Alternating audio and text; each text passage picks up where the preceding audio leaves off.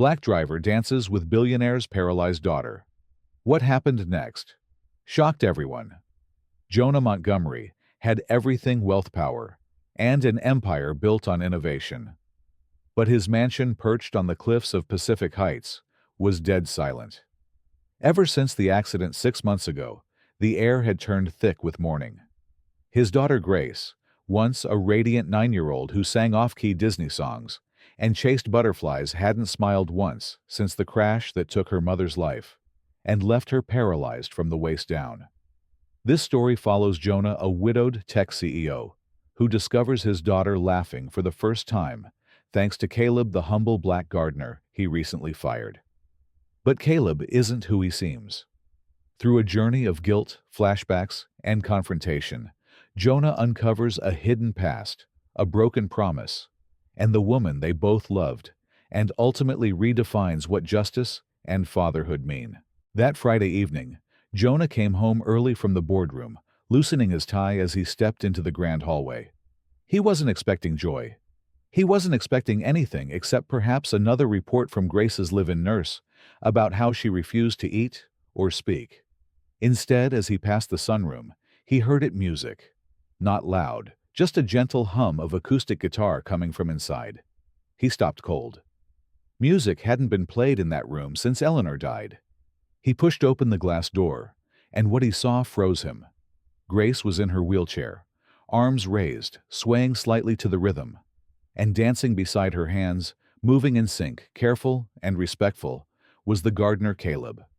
A tall, quiet black man Jonah had hired months ago, someone he'd never looked at twice. Caleb wasn't just dancing. He was smiling, matching Grace's tiny movements with his own, creating something that almost looked like flight. Jonah's chest tightened with something sharp. Not awe, not joy, rage. What the hell is going on here? The music halted. Caleb froze mid-step. Grace immediately stopped moving and looked at her father, the smile vanishing from her face like a curtain being pulled shut. Her fingers, which had been waving gently in the air, clenched the sides of her wheelchair. "I asked you a question," Jonah said, his voice rising. "Why are you touching my daughter?" Caleb took a slow step back, lifting his hands in a peaceful gesture. "Sir, she asked me to teach her a dance. Just her hands, just movement." "You're a gardener," Jonah snapped. "You are not here to interact with my child. You're not trained. You're not family." "You are Jonah, please," Grace whispered. The words were barely audible, but landed like a hammer. It was the first time she had spoken in nearly a month. Jonah faltered. Caleb turned to her slowly, his expression soft. "Grace," he said gently, "remember what we said about butterflies. Some don't fly like the others, but they still fly." "Get out!" Jonah barked, his fists trembling. "Mr. Montgomery, you're fired. Now." Caleb's shoulders dropped, but he didn't argue. He walked to the corner where he had left a small satchel and picked it up in silence. As he turned to leave, he looked back at Grace, who was staring at the floor, her eyes welling with tears. "Keep dancing," he told her, "even if they don't see your wings yet." And then he was gone. The silence afterward was louder than the music had been. Grace wheeled herself backward away from Jonah and turned her chair to face the wall. She smiled, the nurse whispered from the doorway, having witnessed everything. "I've never seen her smile like that." But Jonah didn't respond. He was too busy convincing himself he had done the right thing, that the man had crossed a boundary, that this wasn't about race or status or ego, that he was protecting his daughter. But when he looked at her that night, motionless again, staring at the wall like a prisoner in her own body, he couldn't shake the feeling that something precious had just been destroyed. And worse, he had been the one to shatter it. That night, Jonah barely slept. He sat at his desk in the study, the room dimly lit by the soft blue glow of his computer monitor. He stared blankly at spreadsheets and quarterly forecasts, pretending that the numbers still mattered. But in his mind, all he saw was Grace's face, the moment her smile faded, the way she'd turned to the wall, the silence that followed. He'd fired the man who made his daughter laugh. And now, the house felt colder than ever. The nurse tried to reason with him. Mr. Montgomery Caleb didn't do anything wrong. He wasn't hurting her. In fact, she spoke. But Jonah brushed her off, mumbling about professionalism, boundaries, and liability. He repeated those words like a mantra, hoping they would quiet the guilt pulsing in his chest. They didn't. Over the next few days, Grace's condition worsened. She stopped eating again. Her therapists reported complete non-compliance, no response to speech therapy, no interest in physical exercises, no eye contact. Her nurse told Jonah she often found the girl just staring out the window, her fingers twitching, as if recalling a movement, as if still hearing music that no longer played. One evening, Jonah stood outside Grace's room listening. He thought he heard her murmuring something and cracked the door open. She was sitting in the dark, whispering to herself. Some butterflies fly differently. Jonah's throat tightened. He closed the door. He tried to fix things the only way he knew money. He brought in new specialists, highly recommended, highly expensive. He ordered a full renovation of Grace's therapy room, added a private sensory garden, hired a behavioral psychologist from New York. Nothing worked. Grace wouldn't respond to anyone. She refused even to look at the music therapist he flew in from Vienna. Jonah grew more agitated.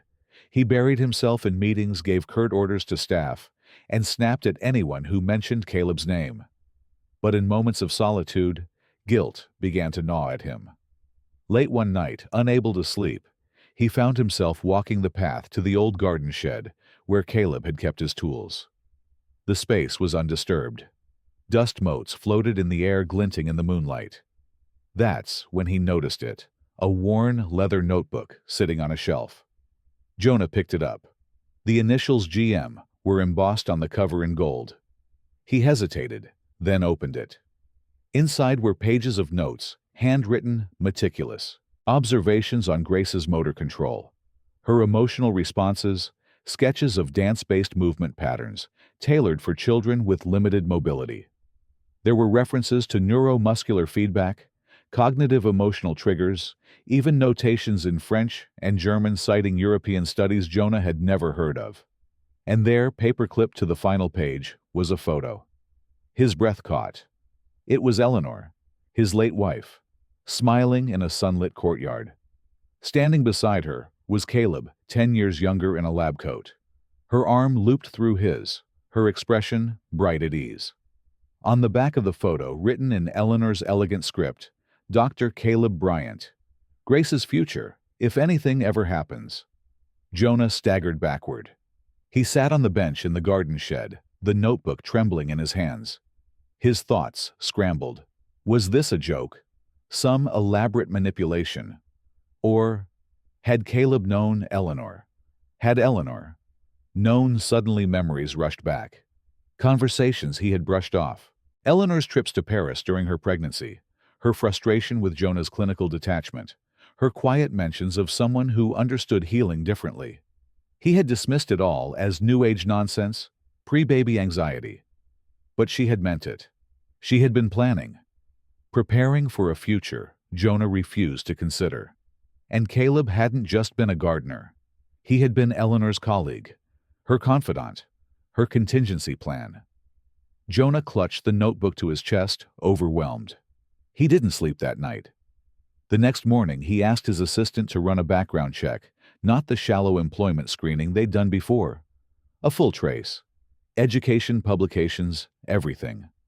While he waited, he tried to make amends with Grace. He sat beside her in the therapy room, read her favorite books aloud, played old recordings of her mother singing. But Grace gave him nothing. No words, no smiles. She was slipping away from him, and he had no idea how to bring her back. 3 days passed before the report arrived. Jonah sat at the kitchen table, barely tasting his coffee, the notebook still resting beside him, like a relic too sacred to store away. His assistant slid the envelope across the table with uncharacteristic hesitation. "There's a lot in there," she said quietly. "You'll want privacy." Jonah waited until the house was still. Grace asleep, the staff dismissed before tearing open the envelope. The dossier began with education records. Caleb Bryant had graduated top of his class in biomedicine from McGill, earned a Ph.D. in pediatric neuropsychology. From the Sorbonne, completed postdoctoral research in neuromuscular trauma recovery, and had published over 30 peer-reviewed studies on movement therapy for trauma-affected children. Then came the clinical work. Tenures at children's hospitals across Europe, guest lectures in Vienna and Berlin, grants awarded for innovation in neuromusical therapies. And then, abruptly, the record stopped 4 years ago. Jonah flipped to the next page. A death certificate. Ava Bryant, age 5. Deceased in a car accident in Montreal. Caused traumatic brain injury. The next several pages chronicled Caleb's withdrawal from academic life. Notes on his resignation letters, the foundation he quietly launched the volunteer work. He began with orphanages and trauma centers, mostly under aliases or informal roles. Jonah sat still, pages fanned out before him. His mind reeled. Caleb had lost his own daughter. And then, somehow through a maze of grief and purpose, he'd found Grace. But how that question haunted Jonah all the way to the garage. He paced, trying to put pieces together. Why would Caleb come here? Why work as a gardener of all things? Then he remembered the photo. Eleanor's inscription, "If anything ever happens." He bolted upstairs to his study, pulled open the drawer where he kept Eleanor's will, never really filed away during the fog of grief. Page after page of estate allocations, legal jargon, and then, buried on page 22. In the event of my incapacitation or death, if our daughter Grace suffers any neurological or physical trauma, I recommend contacting Dr. Caleb Bryant for an alternative treatment plan. His methods may appear unconventional, but they align with Grace's specific needs and my wishes. Jonah let the will fall from his hands. His wife had trusted this man, and he'd fired him. Panic rose in his chest. He needed to speak to Caleb. Now. He called every number from Caleb's employment file, none connected. He even drove to the address listed on his original job application, a modest building in Oakland. No one answered the door. He left a note.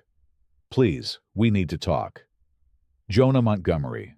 He went home defeated, unsure of what to tell Grace, how to explain that the one person who'd made her smile was someone he'd humiliated and banished. That night she spoke again. Just once. "I miss him." Jonah's voice cracked. "I know. I do too." The next morning, a package arrived at the mansion. No return label.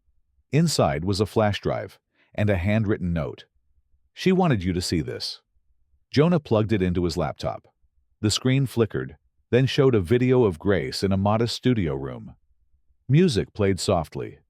Caleb stood beside her, guiding her hand motions, tapping out rhythms mirroring her breath. Grace's eyes sparkled. Then she spoke. "I feel like I'm flying." Jonah pressed pause, covered his face. He had no idea when the video had been recorded before the firing. After, did Caleb still visit her somehow? No. Impossible. But the question simmered. Why would Caleb send this? Then late that night, his phone rang. An unknown number. He picked up. Jonah. The voice was unmistakable. Low, steady. "Caleb. You saw the will," he said calmly. "You read her words." "Yes," Jonah whispered. "Why didn't you tell me who you were?" "Because you would have never let me in. Not as a doctor. Not as a black man. Not in your world." Jonah wanted to argue, deny it. But the silence that followed said everything. Caleb continued. "Eleanor came to me in Paris. She was worried there was a 40% chance Grace would inherit a degenerative nerve disorder. You didn't want to hear it. But she planned. She prepared.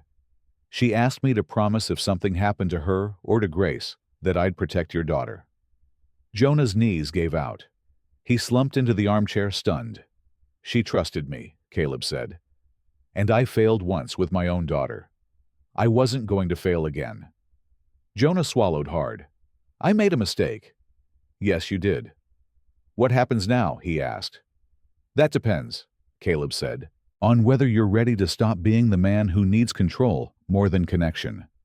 Grace doesn't need a savior. She needs a father who listens. Then he hung up. Jonah sat in the dark, the weight of the notebook in his lap again. The man he fired had been his daughter's last real hope, and he'd nearly destroyed it. Jonah didn't move from that chair for a long time.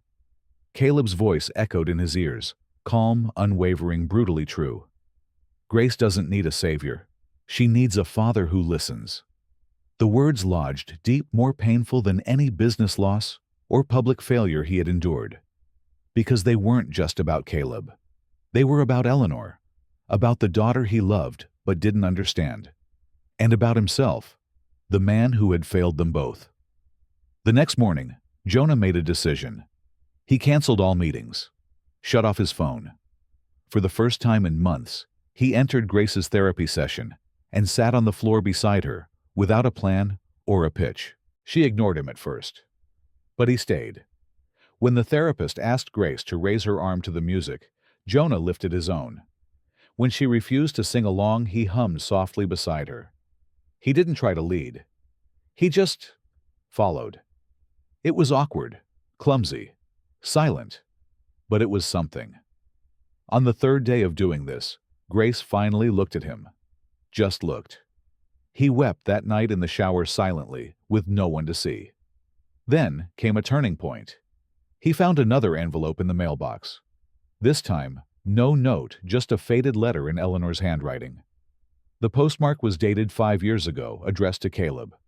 Jonah unfolded it with trembling hands. Caleb, if you're reading this, I'm gone.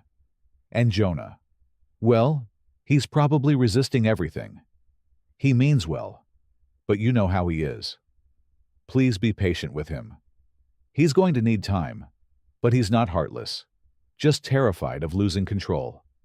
Grace, she's your butterfly now. Teach her to fly, even if it hurts, and remind Jonah some gardens only bloom after fire. Eleanor. The handwriting wavered ink, smudged near the end, as if Eleanor herself had hesitated before sealing the envelope. Jonah read the letter over and over until he could recite it in his sleep. It was time. He called the only number Caleb had used, praying it would connect. It did. I need to see you, Jonah said. Silence. I found her letter. The one to you. I understand now. Caleb exhaled slowly. Do you? I think I do. I was protecting Grace with fear. Not love. Caleb didn't answer. I want to make it right, Jonah added. That's not something you say, Jonah. It's something you live. So Jonah asked, what would you have done if I hadn't fired you? There was a pause. Then Caleb replied, exactly what I was doing. And with that, the call ended. 2 days later, Jonah showed up at the same Oakland address, this time in person. He carried a box of documents, Grace's medical reports, Eleanor's will, and the notebook Caleb had left behind. He rang the doorbell and waited. When the door opened, Caleb stood there barefoot, wearing a simple cotton shirt. His expression was unreadable. I'm not here as your boss, Jonah said. I'm here as Grace's father, and as the husband of the woman who trusted you when I didn't. Caleb didn't move, didn't speak. So Jonah stepped forward and handed him the letter. Eleanor's handwriting. Caleb took it, eyes scanning each line slowly. When he reached the final words, something in his face softened, pain maybe. Or release. You said some gardens only bloom after fire, Jonah said. I've burned everything. My pride, my certainty, my daughter's trust. But I'd like to plant something new if you'll help me. Caleb stared at him for a long moment. What changed? Jonah looked down. I stopped trying to be right and started trying to be a father. Caleb nodded once, then stepped aside. Come in. Inside the apartment was simple books stacked everywhere, music playing quietly, and on one wall a photo of a little girl. Ava, smiling, alive in memory. She was 5, Caleb said, noticing Jonah's gaze. She loved to dance too. I'm sorry, Jonah said. So am I, Caleb replied. But we can't go back. No, Jonah agreed. But maybe we can go forward. They talked for hours. Caleb laid out his therapy methods. Music triggered neuroassociation, muscle memory mirroring emotional resonance through rhythm. Jonah listened, not as a CEO, but as a man learning a language he never bothered to speak. And for the first time, Caleb revealed a flaw, his biggest one. "I wasn't just helping Grace for Eleanor," he confessed.